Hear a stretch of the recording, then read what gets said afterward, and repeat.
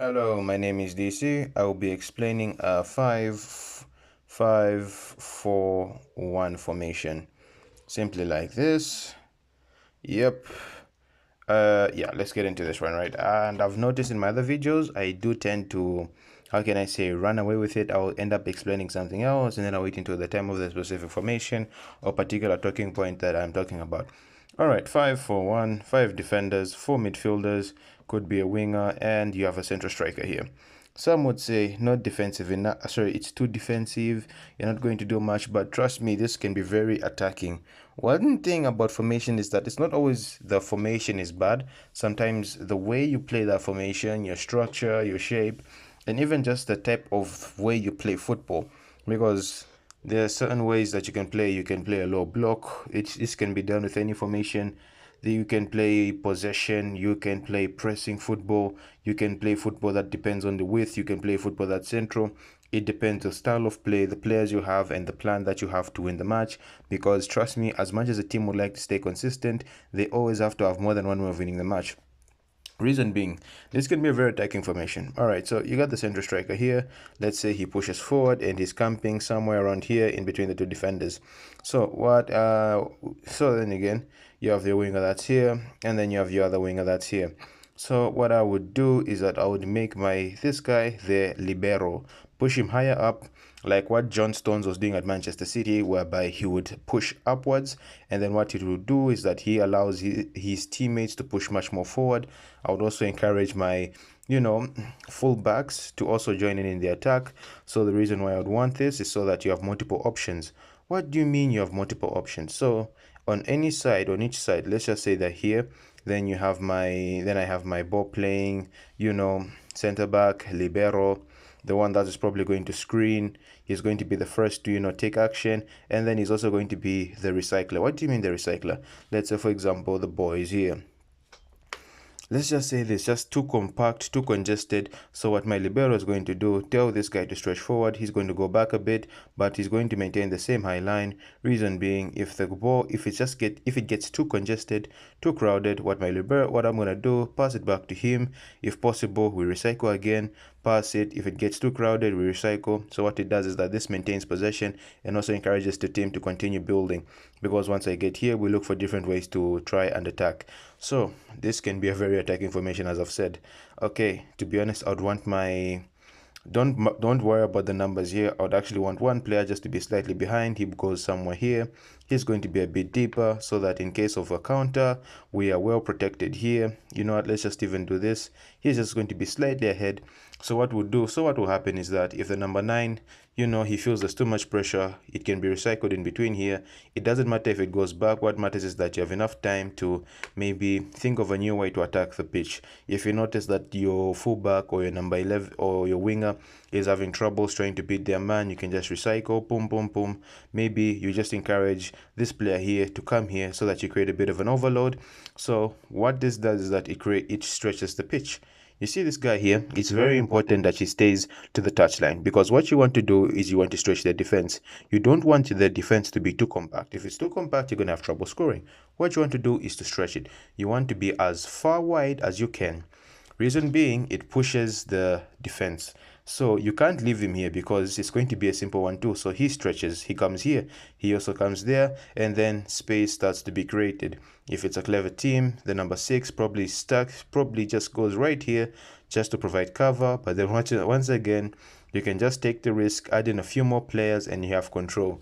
And the thing about the 5-4-1 is, depending on how you play it, you can actually have superiority in here. This is the midfield. So you have a guaranteed 5 players that can attack, especially if you are very good attacking fullbacks.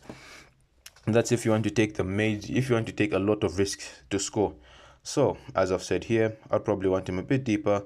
So these two can be recycling, and then you give it to your players. So what you want to do is to create overloads. Reason why I'd want my fullbacks high and wide alongside the wingers is so that they have options. So let's say, for example, you have my winger here. Let's say, for example, he's not having a good game. So what you want to do is to give the player options. You would want to give him the option to pass here, or if possible, you give him the option to go push it, maybe do a little step over, something like that. He probably takes a shot, back, goal. or if possible, if you see it's a bit too crowded, overloaded a bit, stretch them wide so that when he gets the ball, you play to him. Or what you can do is a third man run. What do you mean a third man run? He will start the run.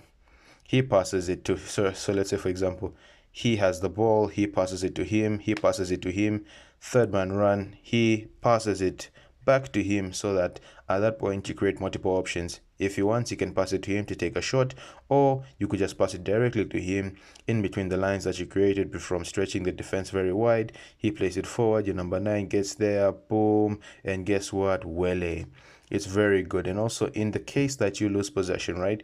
One thing that's lovely about this formation, you have so many players in and around the ball.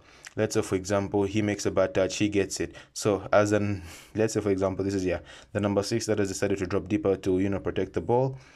Protect the goal. If he gets the ball, guess what? There are about a good number of players here. He doesn't really have many options. So if he passes back, that's the trigger to pressure for the ball. He doesn't really have many options. He passes it to the goalkeeper. Goalkeeper, boom. And you know what you make sure to do? You make sure to have as many bodies as you can as where you think the ball will drop. So if it drops, even if he gets the first touch, you go for the second ball. You force him to make a horrible touch, or you force him to try and trap the ball or chase the ball under pressure, so that when it goes down, you'll be the first to it, and then you continue the pressure. Very good in terms of keeping the team, very good in terms of keeping the position back. You can have superiority in the midfield, and then you also have two options when you're on the wing. You can either cut inside if you have an inverted winger, or if possible, have the advantage of using the fullback to cross the ball into the box. Very good. It just depends on how you implement it, and this can actually be used as a possession type, whereby, let's say for example, you just try to keep it in and around your players. It doesn't matter if you're always trying to score. What you're trying to do is maintain possession of the ball. If you want, this can be a very nice low block. When I say low block, is this. Let me just push everyone where they were. Number 3 goes there, number 2 goes there. It can be a very nice low block. He comes here, he comes there, the number 9 is alone, and then boom. It means you can play a very defensive type of football. These two players will cover the 3 center backs, so that they don't have to rush out unnecessarily. He comes down, and then boom, you make yourself very hard to play through, because at this point you have these fullbacks here that can help cover these half spaces. And if you have a very good center back communication, because sometimes it's not about how well the center backs are individually, it's how they operate as a team, it's how they pick up men, it's how they call that ball, it's how they call for the ball, it's how they alert other people that there's danger.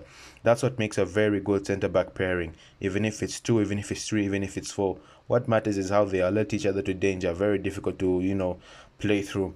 But this can be very susceptible, especially if the people you're playing against. At the end of the day, if there's one thing you can never really prepare for, is individual brilliance. You can have as many defenders as you can, but if you have one player that can unlock a defense, get past 1, get past 2, drag a few defenders in, and then lay it off to the striker so that he can have a shot, that's not something you can really prepare for. All you can do is just make it as difficult as you can to score. But 5-4-1, very good formation. And I always used to think these back 5s or back 3s were terrible formations, but when I saw Thomas Tuchel implemented at Chelsea with Reece James and Chilwell, they were so good. I've actually admired a back 3/back 5 for a long time because of Thomas Tuchel and that Chelsea squad. Otherwise, this has been it. Leave a comment if you don't want to learn anything else, and that's been my description. Otherwise, don't forget to like, share, subscribe, follow, do all the good stuff, and I'll see you in the next one. Peace.